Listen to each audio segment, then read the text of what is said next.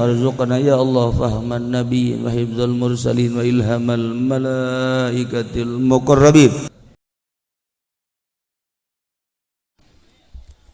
Assalamualaikum warahmatullahi wabarakatuh.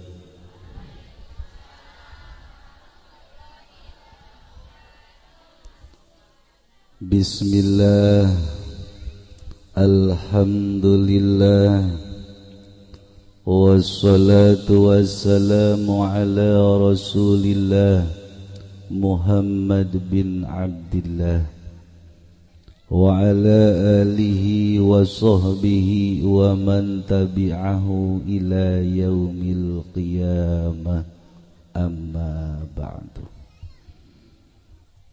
Faqala Allah ta'ala fi kitabihil karim wa huwa asdaqul qailin, a'udzu billahi minasy syaithanir rajim, bismillahirrahmanirrahim, la in syakartum la azidannakum al-ayah. Wa qala nabiyyunal karim Muhammadun sallallahu alaihi wasallam, akmalul mu'minina imanan ahsanuhum khuluqan wa altafuhum bi ahli al-hadis. Al-mukarramun, para alimil ulama, para kiai, para asatidzah nukusim kuring dimulyakin. Wabil khusus kiai setempat atau kiai anu magahan di ieu tempat nukusim kuring ditedapisan doana.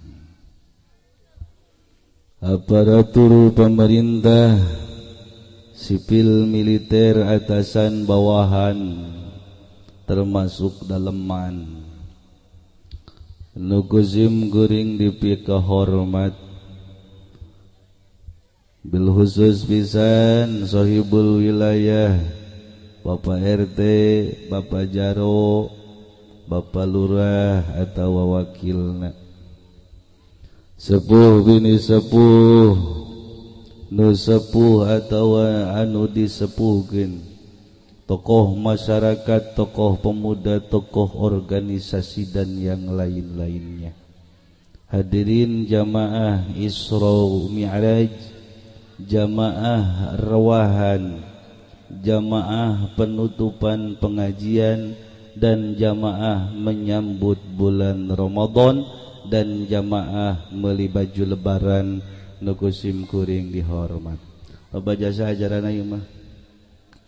Hiji acara Rajaban, 2 rewahan, 3 penutupan pengajian, 4 menyambut Ramadan, 5 menyambut meuli baju anyar.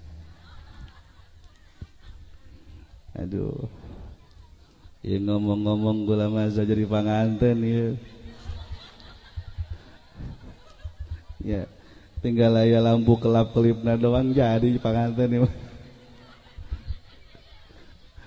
Mun aya nu diuk saurang ge di diasana mantap ya. Tapi ulah dibejakeun ka babajikan kula. Puja sinaran puji urang panjatkeun ka zat Allah anu maha suci, anu tos maparinan mang pirang-pirang kanikmatan ka urang sadayana tina berbagai nikmatna. Rek nikmat anu leutik sumawana nikmat anu gede nyaeta nikmat iman sinarang Islam. Salawat katut salam urang limpahkeun ka panutan alam, Nabi urang sadayana Nabi Muhammad sallallahu alaihi wasallam. Hadirin jamaah rahimakumullah, ayeuna pisan urang menjelang bulan suci Ramadan. Kamaklum di bulan Ramadan urang teh dipardukeun diwajibkeun puasa. Teu meunang dahar, teu meunang nginum jeung kudu nyaeutikeun sare. Betul? Sakali deui teu meunang dahar, teu meunang nginum ti beurang. Jeung kudu sing bisa nyaeutikeun sare atau cek bahasa Inggris nama HS. Cek urang Garudug mau molor. Antum meureun. Abo. Tapi ting ayeuna pisan kula mah. Kulantaran urang ayeuna masih aya keneh waktu dahar. Aya keneh waktu nginum, aya keneh waktu sare. Kula marek nyaritakeun dahar, nginum jeung sare nu insyaallah tilu perkara ieu adalah kahobina urang Garudug. Sebab kujul kula ditingali ieu tampangna ge tampang tukang dahar. Kau mau nuju rumah tuh, terus tukang ngawadang mah. Hadirin jamaah rahimakumullah, orang menyinggapi penutupan pengajian Mushola Al-Mubarakah kan. Mungkin di pengajian geus berbagai macam-macam anu diajarkeun ku guru.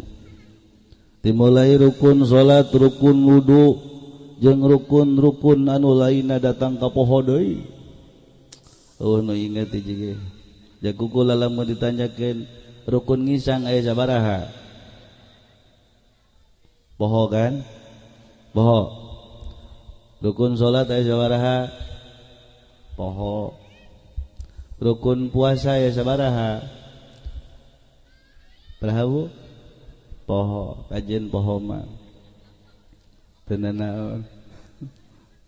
Sebab aya poho aya bodo.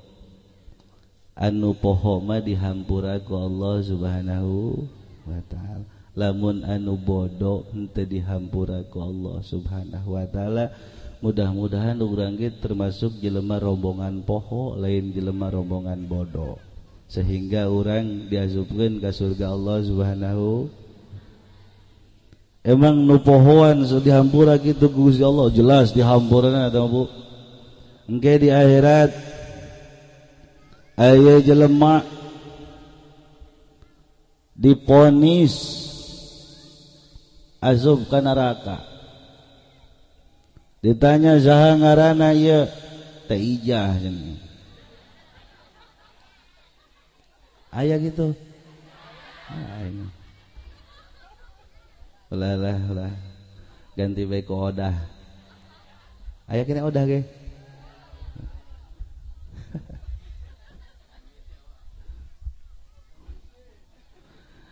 Jak malaikat Ijah. Wayahna nok anjeun ka neraka. Cak Ijah embung. Neraka embung. Ih cak malaikat ke neraka embung ih. Nah, iya orang Garudug bakos itu kan nawar itu. Cak ulah embung. Cak malaikat dia atuh tingali bae da ieu ge timbangan amalna. Loba keneh kasalahna tinimbang kana benerna. Setiap jelema loba keneh kasalahanana. Seetik amalna secara otomatis kudu asup ka neraka Allah naudzubillah min. Cak Ijah atuh tah mah catetan. Pan kadang-kadang catetan jeung bukti mah teu akur, bener. Bener teu? Bener. Balanja mah ka warung sabenerna mah 10.000-eun, ari bebeja ka salaki mah 50.000. Nitipkeun catetanna ka tukang warung. Nyaho kula kita mah. Rahasia tah malah, rahasia. Cak malaikat catatan akhirat mah lain seperti catatan tukang warung atau tukang material. Tidak. Satu persatu pasti benar. Lah bohong meureun. Orang garudug ye. Pas ditinggali kadenge dak dik ribut, datanglah Kangjeng Nabi urang Nabi Muhammad sallallahu alaihi wasallam. Enak dia ribut-ribut. Tajana kula tidak ka neraka. Orang ieu tah ieu garudug ieu. Ada ka neraka. Kurang geus cenah kula bijana salah. Padahal mah kula tukang salat. Tapi kula kunaon sih cenah tidak ka neraka. Oh Kangjeng Nabi ulah hese-hese buka bae lembaran hidup. Nah. Ke orang bakal nobar nonton bareng Piala Dunia 2018. Ye tah ieu gahawa ieu tah leutik tah. Nonton bareng ke orang di akhirat. Masing-masing amal orang ditonton ku kawehan. Asal aya anu isuk-isuk salat subuh dina waktuna, wih hebat. Dur zohor aya dina salat waktu dina waktuna, wih hebat. Giliran bae nu salat subuh jam 8, kecewa. Nah iya ge urang bakal dipertontonkeun ku Gusti Allah. Mudah-mudahan amal urang anu garoreng engke di akhiratna disensor. Amin ya Allah ya rabbal alamin. Bangsa eta tah tukang nyumputkeun duit salaki mudah-mudahan dihapus, disensor, betul. Atuh lalaki ge lain mere duit ka pamajikan dan dipikeun karangda, mudah-mudahan eta ge dihampura ku Allah. Bener Pak? Bener lah. Bener kieu mah damai we heulanan lah. Begitu dibukakan pasti pang pertamana amal anu ditembongkeun ku Gusti Allah nyaeta salat. Salatna rapi kabeh bakal rapi, salatna acak-acakan kabeh bakal acak-acakan. Ijah kan geus pede bae. Ya tukang salat ieu. Betul? Allahu akbar. Bismillahirrahmanirrahim. Ingat keneh dah. Alhamdulillahirabbil alamin. Datang tak cadas. Ar-Rahmanir-Rahim geus datang ka ditu tuh. Sepatan. Maliki Yaumiddin mah geus aya di toko baju. Komo ihdinas siratal mustaqim geus ngabayang di hareupeun kaca lamun dipake ku aing asana geulis ieu. Sedangkan kan sudah jelas bila mana salat sebagus-bagusnya salat. Sanajan urang berpakaian rapi, udang-udang sagede ban Vespa. Sorban ngambai sampai nyapuan jalan. Samping 7 lapis, naon hartina tanpa ayah khusyuk karena bakal leungit kabeh ganjaran salatna. Nauzubillah min. Kangjeng Nabi atuh pantesan sia majah kana neraka ge jatuh salatna ieu kitu. Ingat ka Jamang. Ditanyalah pan anjeun ieu ngaji tante ke waktu di dunia ngaji kazaha Caki Jainuddin kumaha Caki Jainuddin lamun salat urang kudu khusyuk. Kunaon anjeun teh khusyuk? Poho. Kunaon poho? Nu mantak kula nyebut poho pernah nyaho. Alamun teu nyaho lah mangalana lain poho tuan. Poho. Bener ya? Bener. Kula pernah ngaji. Tadi tuar dirinya. Lamun ngaji bu di luar. Ulah di jero. Kos Imam Bahlul. Imam Bahlul eta nyeunama lamun ngaji di luar tadinya. Di luar di sisi deket lawang hadapan bedug Imam Bahlul. Begitu duduk nyeunama reup sare. Imam Bahlul. Asal datang reup sare. Kira-kira aya tadi dia ngaji kos itu.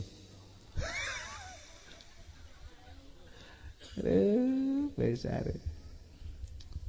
Begitu ditanya ku babaturna tuan pulan pan Imam Bahlul teh luar biasa seorang waliullah tapi nya nama ngajina rajin. Ditanya tuan pulan eta si tuan lamun ngaji sok di luar bae kunaon? Apakah di jero hareudang lain? Apakah hayang ngeunaheun ngarokok lain? Apakah hayang babari balik lain? Apakah rek nyelok sendal batur lain?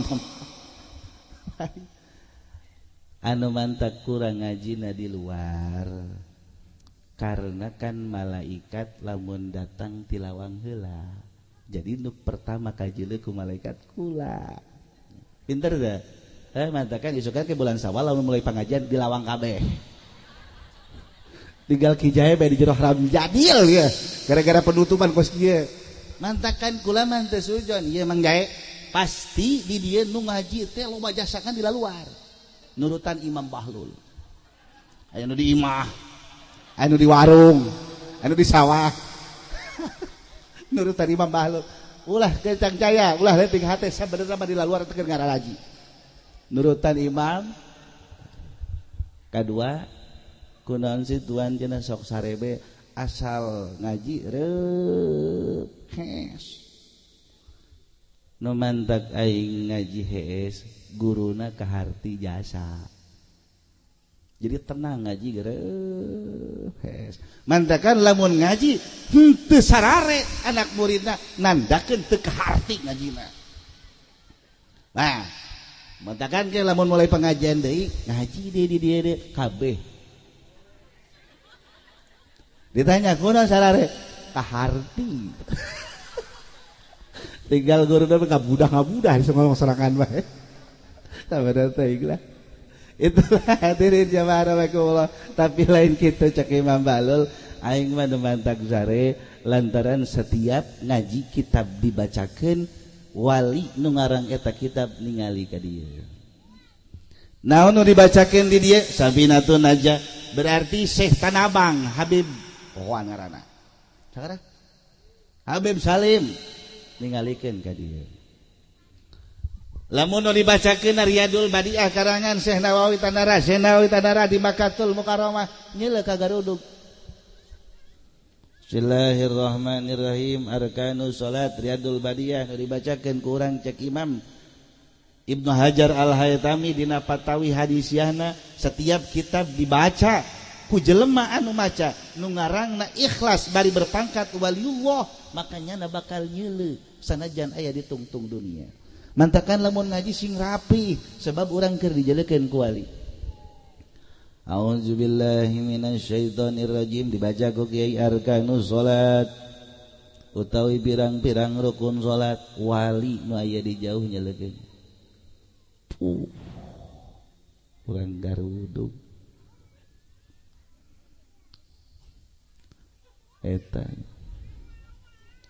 minggu hareup ngaji deui urang ngaji deui bu urang garudug cak wali keur kamari tiungna eta kuari eta keneh bae boga eta-etana meureun tiungna sing hade mun ngaji sing sopan lantaran wali nu ngarang eta kitab nyaksian ka urang sadayana tujuanna naon rek ngamuridkeun ka urang jaga urang teh bakal diajak kabeh kumaha ke di akhirat amin ya Allah ya rabbal alamin mirip urang maca shalawat ka Kangjeng Nabi Allahumma sholli ala sayyidina Muhammad Allahumma sholli ala sayyidina Muhammad urang jauh di dieu ti garudug desa Mekarjaya kulet tahun barabu ka garudug kada kadiri ku ari ieu rapat imahnya perasaan kula mah jalan ka dieu loba sawah tah lamun teu nyaho asalna nyasab Bang Jaya Allahumma salli ala sayyidina Muhammad Allahumma salli ala sayyidina Muhammad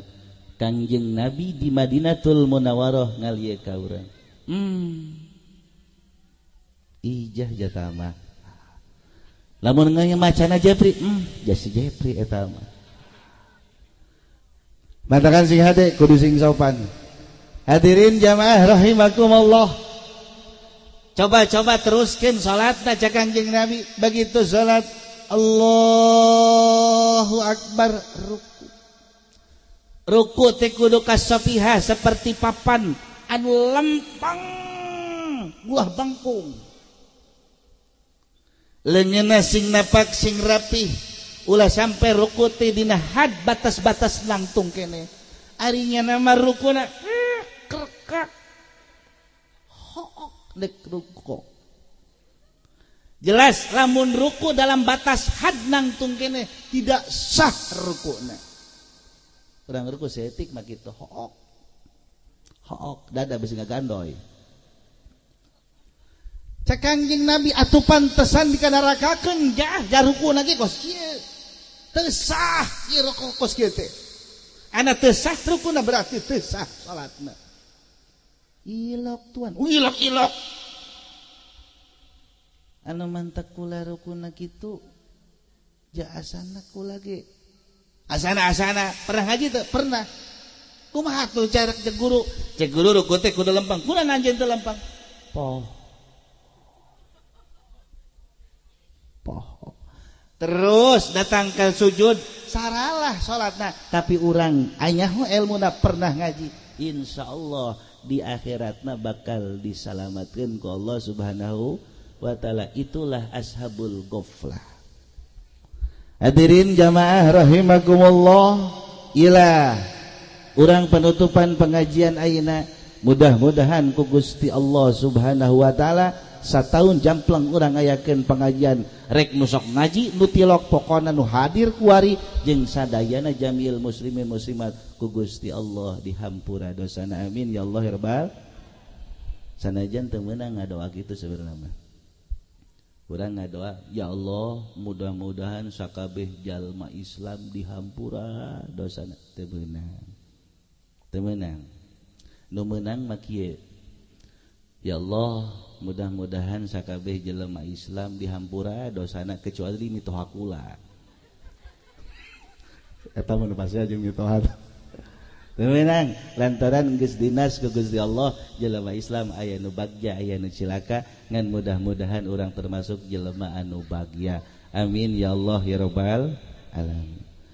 Hadirin jamaah rahimakumullah, Ramadan bakal datang. Urang bakal nahan dahar, bakal nahan minum, bakal loba nahan sare. Kula di dieu mah hanya rek jasa kadar nyaritakeun dahar nginum sare.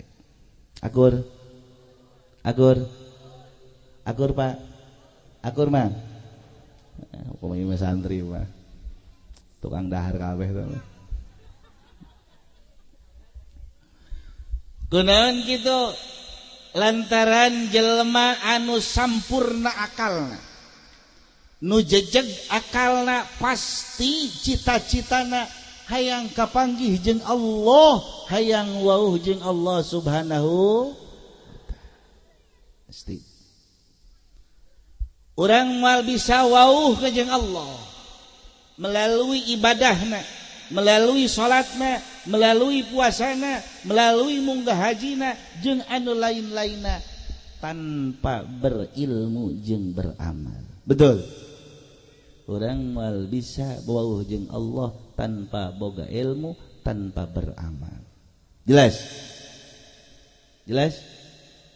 Syarat wauh jeung Allah kudu boga ilmu kudu beramal. Urang moal bisa berilmu beramal tanpa sehat awak kejeng kuat awak. Betul. Urang mal bisa ilu pengajian ka dieu lamun keur gering.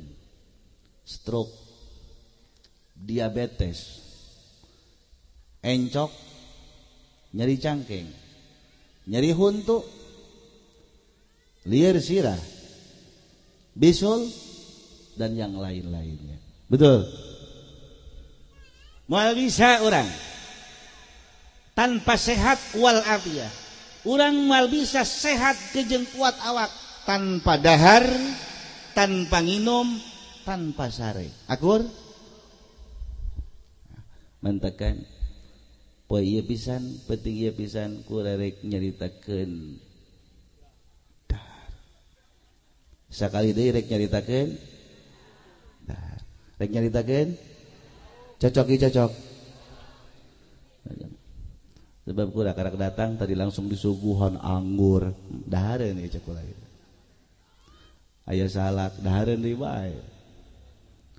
Jual deui kue papais dahareun deui bae. Geus mantakan kula yakin di dieu rombongan tukang mantakan penting ieu rek nyaritakeun. Nah. Ge urang pulang di dieu kabihan. Nah. Siapkeun berkata panitia. Kunaon sih ku Imam Ghazali diatur sedemikian rupa? Oh, karena dina dahar aya hikmah, karena dina dahar aya faidah, karena dina dahar aya doa, karena dina dahar aya rahmat, karena dina dahar urang bisa ngarasakeun murahna Gusti Allah Subhanahu. Hiji baik urang nyokot doa. Bo hiji baik doa. Setiap sangu kejo school nasi rice mal ngarti ya, mal ngarti emang bisa sakit itu aku lagi sangu hiji sangu nu di dahar kurang asup ka jero beuteung urang ngadoakeun ka urang.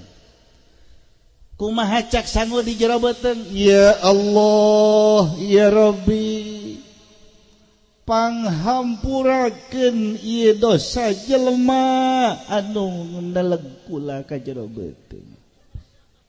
Syarat urangna beragama Islam. Alhamdulillahirabbil. Jelas? Sakali hiji sangu nu diasupkeun ka jero beuteung nyana ngadoakeun ka Gusti Allah, ya Allah, mudah-mudahan jelema anu neleg kula dihampura dosana. Hiji sahuap aya sabaraha kejona? Pernah ngitung? Iya kurang gawe. Enggal poe di telaga dihitung tilok batur. Lamun sahuap aya 200 kejo rame di jero beuteung urang. Nu hiji ngada ya Allah panghampurakeun ngeunang ijah. Nu hiji ngadoakeun ngadoa ti aing heula atuh. Ya Allah ya panghampurakeun kabeh ngadoakeun. Lamun sahuwa, mun sapiring. Mun nambah. Mun sababoko. Luar biasa.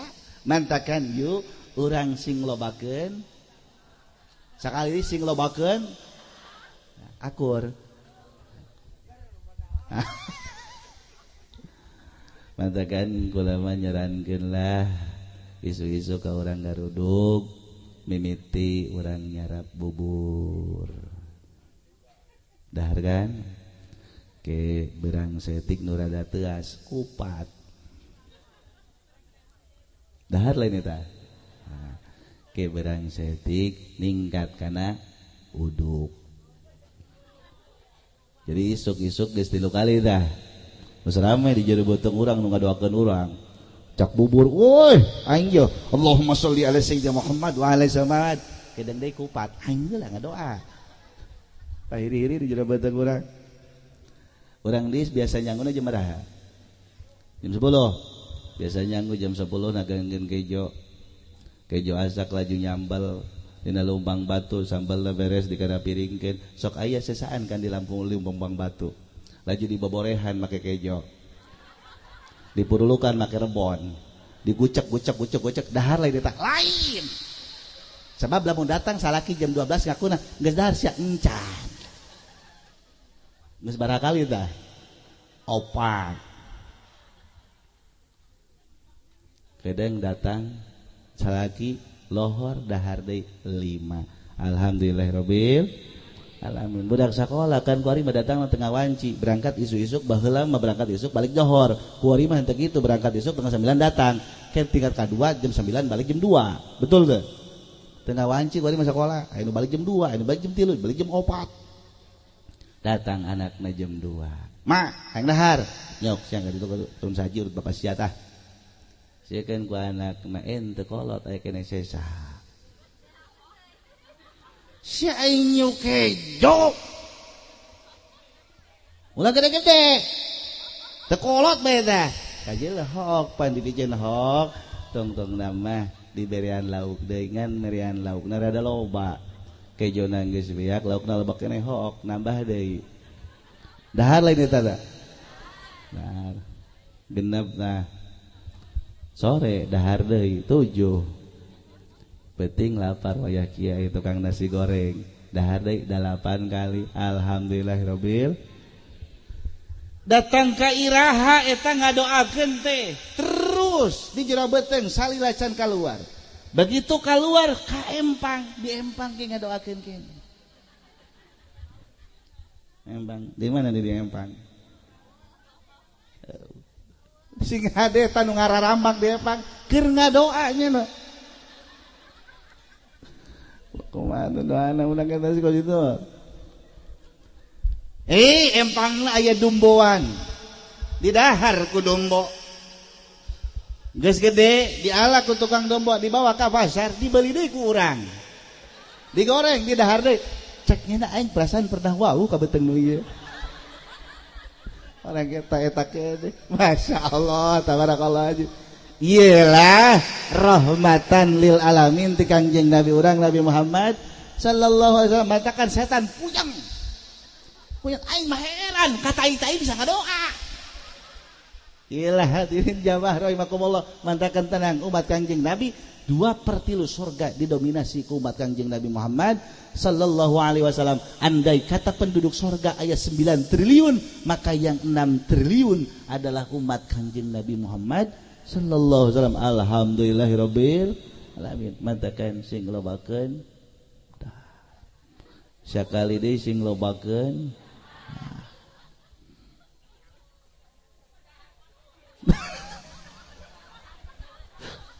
aduh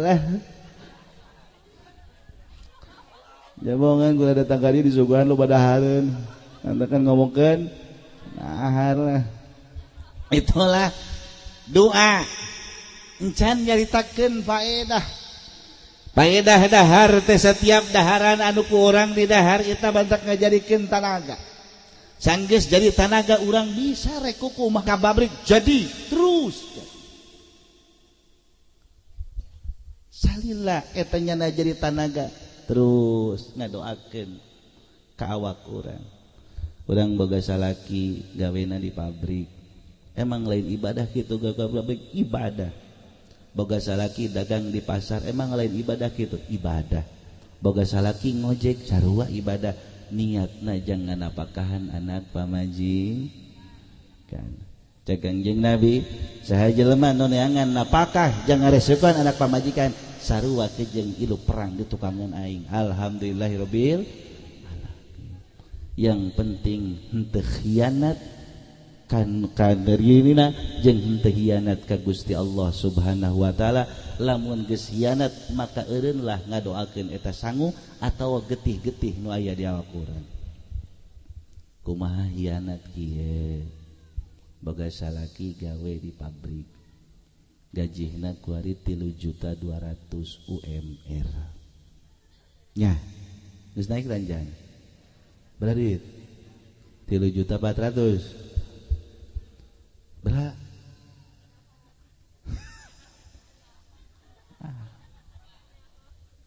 Beda-beda kisi. 3 juta belah lempengkeun lah. Ke sasana jang gula. 3 juta. Urang berangkat ke pabrik niatna bismillahirrahmanirrahim boga pamajikan opat ya. Hiji lah. Boga pamajikan hiji anak opat ya. Bismillahirrahmanirrahim dugdeg. Neng lempang ka cadas.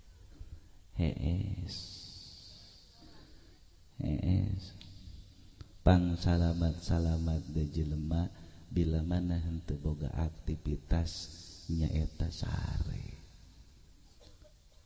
aman keneh sare dibandingkeun nyaring tapi henteu boga aktivitas mantakan kula manyarankeun ka urang Garudug mulai ti isukan lamun nu kurang sare sing lobakeun sare ngan syarat ulah di Imam Toha bahaya urusanna bisa panjang. Itulah hadirin jamaah rahimakumullah lantaran setiap urang sare otot-otot saraf-saraf nu tadina tegang jadi leuleus nu edan tah nu matak edan nya teu bisa sare anu mataknya edan karena henteu sare lamun sare mah edan betul can pernah mangki aya jelema edan hees betul mantakan aya jelema edan nu pertama diubaran dibelepel sare lantaran naon ototna tegang mantakan jelema tukang hees sehat sakali deui jelema tukang hees engke ibu lamun boga minantu hees bae eta minantu sehat engke awakna lintu gede bulan haji pencit. Itulah hadirin jamaah rahimakumullah al-uklu wasyurbu wan naum. Cek Imam Ghazali, wahai jelema tukang dahar, wahai jelema tukang minum, wahai jelema nu beuki sare keneh, sare. Itulah anu digambarkeun ku para ulama engke di saat menjelang bulan Ramadan. Andai kata anjeun di bulan Ramadan mantak leuleus puasa, bukana sing loba, daharna sing loba. Pikeun rombongan tukang dahar ieu mah kula mah ngobrol ge jeung tukang dahar sakali deui jeung tukang lamun anjeun leuleus engke saurna sing loba lamun anjeun leuleus engke nginumna sing loba aya kolak aya susu aya rujak ABC Orson Saparila sawah bari mah nu beuki inum terus inum. Itulah hikmah tina minum urang bakal segar leuleus tunduh lobakeun sare di bulan Ramadan lamun sakira-kirana urang matak ngacapruk ka warung urang ngomong andahan ngomongkeun pamajikan ngomongkeun salaki maningan ka kasur hees. Alhamdulillahirabbil alamin terakhir sebagai pembekalan bulan suci Ramadan menjelang bulan Ramadan aya 3 perkara. Ye tadi ti guru urang di Cilongok ulang insyaallah puasa teh poe Kemis berarti urang tarawih malam Kemis aya papagah ti para salafus sholeh 1 hari 1 malam menjelang tarawih hari malam naon ieu malam Senin lamun tarawih malam Kemis sapoe samemeh malam Kemis berarti malam Rebo nya aya papagah ti salafus sholeh bahkan di urang geus dilaksanakeun ku Wali Songo 1 malam sebelum tarawih urang disunahkeun babacakan naon mang babacakan akur teu bahasana rerempakan nu boga kotok mencit kotok makan-makan mantakan pan ieu mah keur nyaritakeun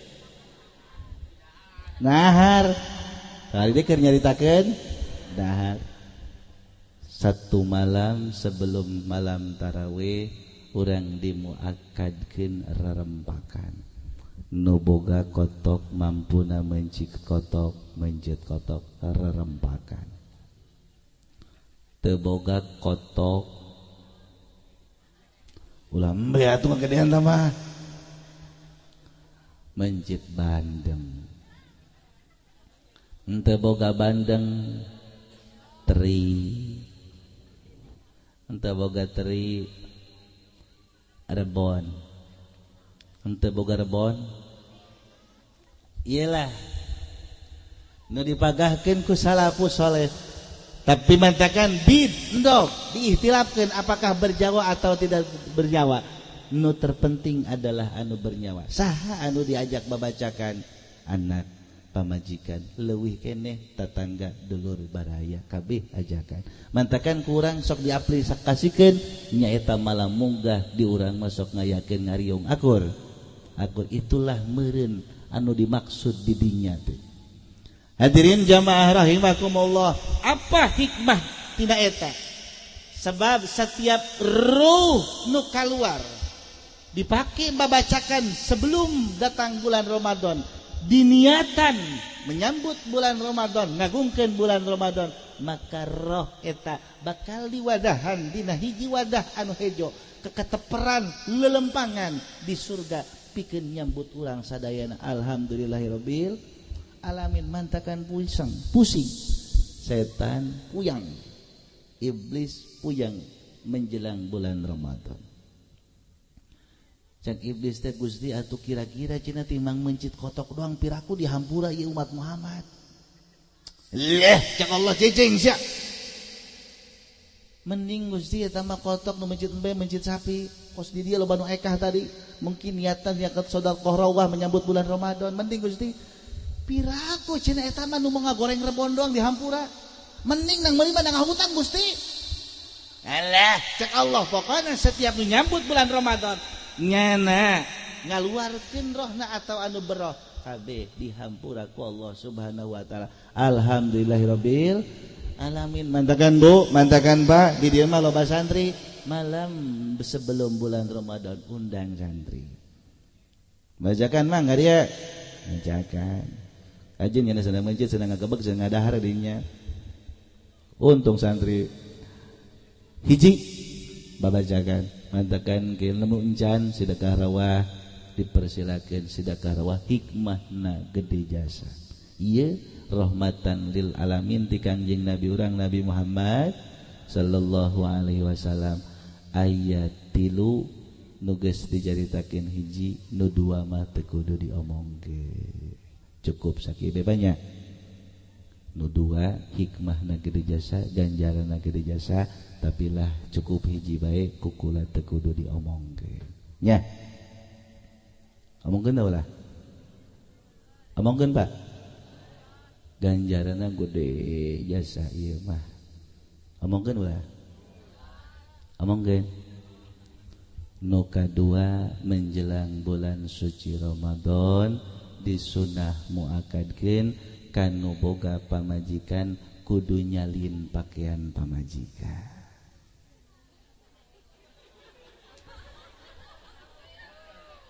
Cakula ge ulah diomongkeun.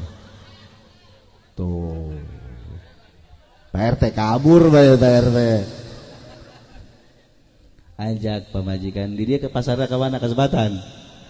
Kasebatan ajak pamajikan saling tiungna, salin bajuna, salin androkna, salin sendalna, baju cokot kongkorongna. Ya.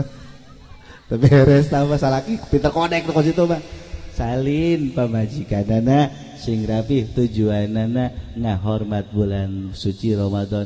Mantakan di Makkatul Mukarramah mah ayeuna dihias Mekah, dihias kotana, dihias setiap provinsina dengan lampu-lampu anu ararindah. Tujuannya apa itu? Menyambut bulan suci Ramadan. Diaplikasikan adalah berdandan-dandan ria. Mantakan sunnah ke urang asar sebelum malam bulan Ramadan, sebelum pataraweh pertama urang asar mandi. Mungkin ku guru urang ge di dieu geus dicaritakeun mandi, make sesemitan, geus siap begitu dur maghrib salat maghrib, tekebal dur panggilan salat tarawih, berangkat urang ka warung. Ka masjid maksudna. Itulah hadirin jamaah rahimakumullah, nu katilu nu sunnah muakkad sebelum satu hari menjelang tarawih. Ieu mah sangat pribadi sekali, nyaeta pikeun anu geus rumah tangga satu hari sebelum Ramadan disunahkeun sosonoan kejeung pamajikan, pamajikan sosonoan kejeung salaki. nu biasana sakali 2 kali, nu biasana 2 kali 3 kali, nu biasa 3 kali 4 kali, isuk-isuk dibawa ke rumah sakit. Tarawih lain ka masjid ada di rumah sakit kudan ieu lolos. Itulah hadirin jamaah rahimakumullah pembakalan untuk bulan suci Ramadan. Yuk urang bungahkeun sebab naon ialah bulan anu diagungkeun ku Gusti Allah Subhanahu wa taala berturut-turut Rajab rawah puasa ieu bulan anu sangat luar biasa.